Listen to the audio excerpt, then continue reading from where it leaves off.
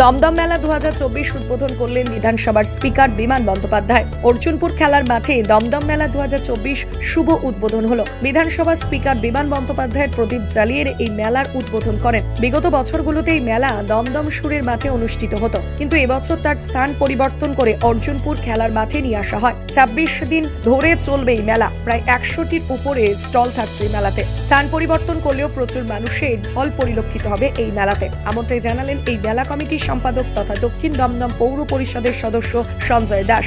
অনুষ্ঠানে উপস্থিত ছিলেন অদিতি মুন্সি, কৃষ্ণা চক্রবর্তী, কস্তুরী চৌধুরী সহ দক্ষিণ দমদম পৌরসভার ও বিধাননগর পৌর নিয়মের পৌর প্রতিনিধিগণ। মেলা সুরের মাঠে যা ছিল তাই একই আছে, হয়তো 20 থেকে 25টা স্টল কম হচ্ছে এখানে।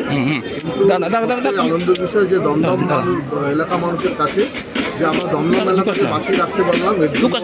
আমাদের বিধায়ক অদিতি মুন্সি এবং আমাদের প্রিয় নেতা দেবরাজ চক্রবর্তীকে ধন্যবাদ, বিশেষ করে অর্জুনপুর ক্লাবকে ধন্যবাদ যে তারা আমাদের এখানে সুযোগ দিয়েছেন এই মেলাটা করার।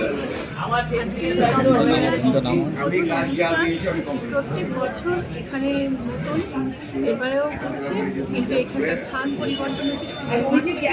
আমাদের রাজারহাট কোপাতে বিধানসভার মধ্যে যে অর্জুনপুর মাঠ আছে, বিধাননগর কর্পোরেশন, তো আমি অনেক আশা রাখছি যে এতবার ফুলের মাঠে দমদম মেলা অনুষ্ঠিত হয়েছে।